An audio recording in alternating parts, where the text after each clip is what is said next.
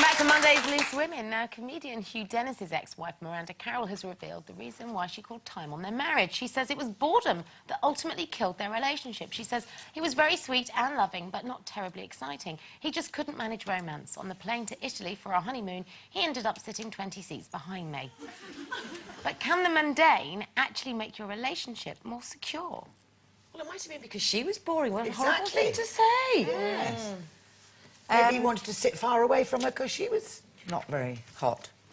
I think boredom is a killer, and as a Gemini, I just can't bear being bored. I'm not often bored because life is quite busy, but I think within a relationship, there's a big difference between contentment, just when you're happy to be plodding along, and obviously with children there has to be some element of routine, to that point when you get that knot in your stomach.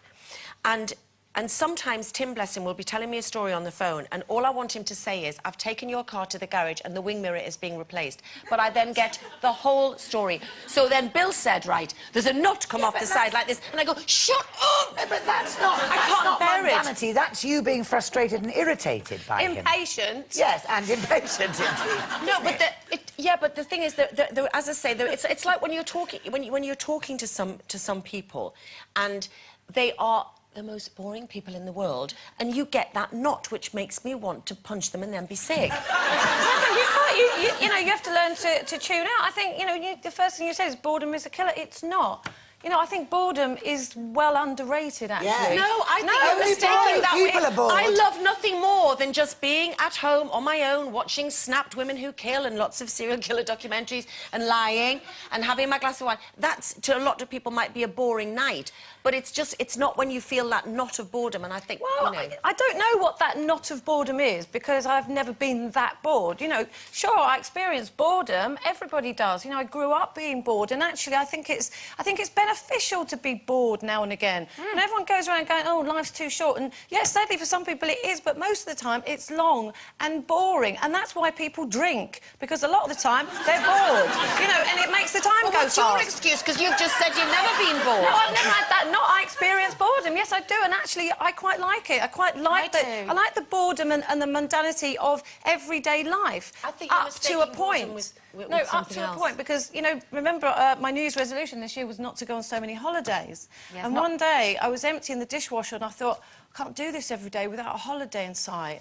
I can't. And so that kind of got to me, and unfortunately I broke my New Year's resolution and booked holiday. I'm going on Thursday, yeah. But that's about being bored with life. In terms of a partner, in terms of turning around and saying to somebody in a relationship, you're boring, it's the difference between that and the wonderful comfort of being with somebody who knows you very well, and mundanity can be very secure. It can that's contentment, as you say. So, which is lovely, I think, to have that, because let's face it, when you're out working, life can be full of horrors and can be boring. So you need that bedrock of a really strong emotional I think you can tell a couple who are just content, if you go out, a couple who are just content being in each other's company, and those couples who sit for the whole night just staring at you or staring at somebody, and they just never speak for the whole night. That is like kill me now for a relationship. They might not be bored, and the fact is, when you say to someone, going out to sit like that? if you tell someone they're boring, they might not be boring. They're just boring you because you're impatient and you can't be bothered to listen to them. And This is the person who would. So you would stand for hours talking to the most boring person. You'd just go, shut up, you're boring me. That's what you would say to them. That's right, I would, but because I wouldn't tell them they are boring. I'd say you are boring me and I've got to go now. I don't think there's anything wrong with in a relationship, for instance, just take, for example, that lady married to Hugh Dennis. It might be that they set each other off in the wrong way. You could be boring because your partner is not bringing out the best in you. And if you're in a relationship, it is a bit of give and take. It's about compatibility, isn't it? You've got to share the same and interests. also, if it's having a bit of a boring bit, then try and do something to Don't lift you think, them in this up day and age, some. especially when you know, she was talking about being newlywed, you know, there's this really unrealistic expectation that love is all about highs and not about lows, and that if a relationship's going to last as a marriage should forever, then it's going to be boring at times. Exactly. And your job is to stick with it during the Exactly. boring She bits. must have because discovered that's before the wedding vows. day. Before the wedding day, she must have discovered. I think, you know, people just need to man up a bit or grow up a bit, because when you say for better or worse, that's what they're talking about. boring. The bit where they make you yawn. Yeah, and actually, we do read about them all the time, these middle-aged women that get to middle age and they just think, right, I'm bored with my life, and they blame it on the husband or whatever and run off and go to somewhere and come back with a Maasai warrior or something like that. Do you know what I mean? But do you know what I mean? They do, women do And that. I'm really They looking get forward bored to because they want too much. They expect too And much. that's Carol's next holiday. OK, a brand new week deserves a brand new competition prize here at Loose Women, and boy, we have got a whopper for you this week. We're giving away 10 grand in cash and £5,000 in M&S vouchers. So your chance to win, just answer the following question correctly.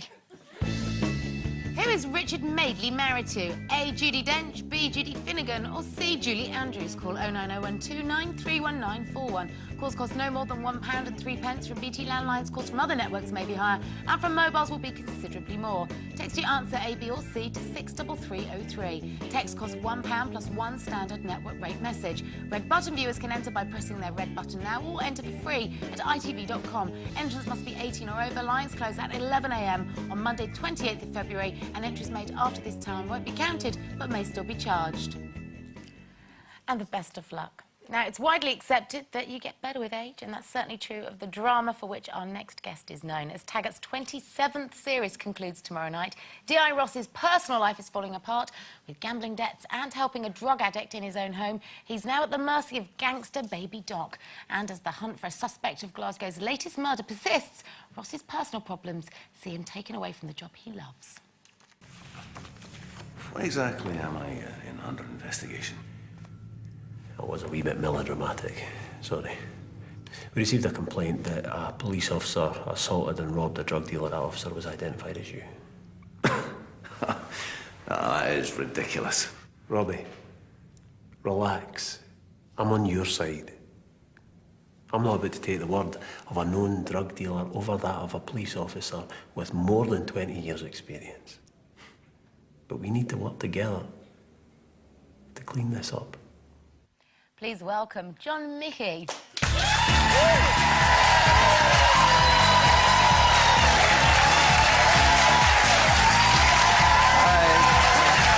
Oh, thank you. Hello.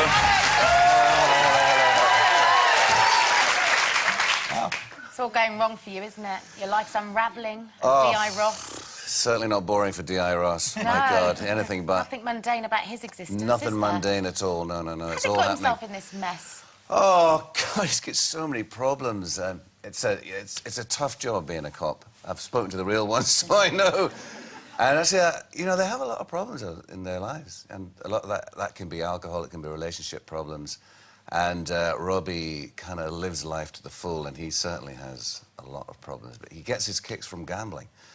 And Which is gambling, legal. drink, and sex is, well, all legal stuff. But he goes too far with everything. He's He lives involved with life to some the full. dodgy characters, isn't he? Yeah, he is. For a policeman. He quite he does that on purpose to get information. He's quite naive, though, isn't he, as well? I'm a real Taggart fan, so I've watched from day one. I absolutely love it, and I have to say, thank you. I think the standard has remained completely fantastic, don't you think? The acting, everything's brilliant. So we've had a long time to get to know you, which is great, I think, because... Because is it 12 years, John, that you've been in it now? It is, yeah. 12 years, yeah. Sorry, Linda. So, and I, you know, over the years, I always think he does things full on, be it the wrong thing sometimes, but as a cop, he really cares and he really gets involved, and he's a bit naive sometimes.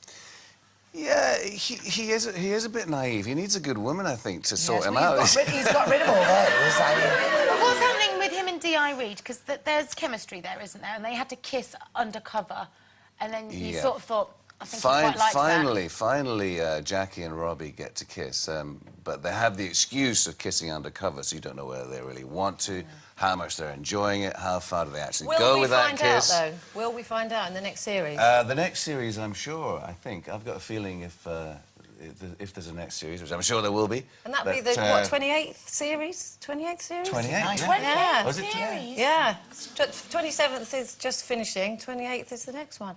Has there ever been an episode where there hasn't been a murder? No. What? It's murder. If Taggart were to be believed, Scotland is not a safe place to be, is it? Well, Midsummer murders. Midsummer's a nightmare. that's the most dangerous place in the world. You don't want to be walking around on Midsummer, do you? You should have a sabbatical. Robbie should go and visit Midsummer. That'd be interesting. That'd be interesting, yeah. No, Glasgow is actually the murder capital of Europe, but Well, if it you're is a now, civilian, because of you lot. if you're a civilian, you'll not be troubled in Glasgow. It's as safe as anywhere you could be. But if you're involved in drug running and that kind of thing, if you're in a gang, then the chances are, well, that's when that's where the murders happen. So. Really, Glasgow's a very safe place. Now, you're very proud of your Scottish roots, and you've turned your hand to documentary making, and you've actually explored your own personal history. Was that a voyage of discovery for you? It was. I mean, it started off that I just wanted to create a new tartan and a new tartan for my family, and I wanted to really use that as an excuse to investigate the history of tartan. And it then turned, and I suggested this idea to STV, and it turned into something huge where it became about whiskey, haggis, and everything kind of iconically Scottish, you know, and the hills, etc., etc., etc.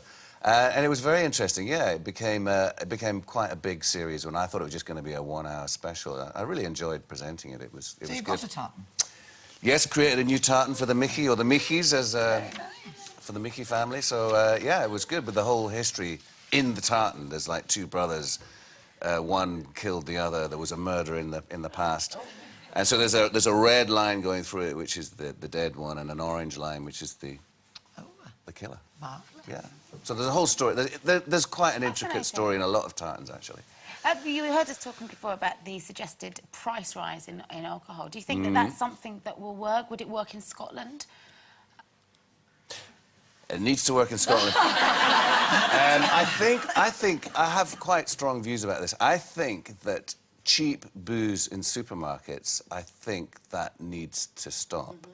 But I think that pubs are a big part of British culture, and I think that they need to be given a break, and I think people need to be encouraged to go to. They've just about survived pubs. the smoking ban, haven't they? I mean, hardly. Though. Hardly, yeah. Some.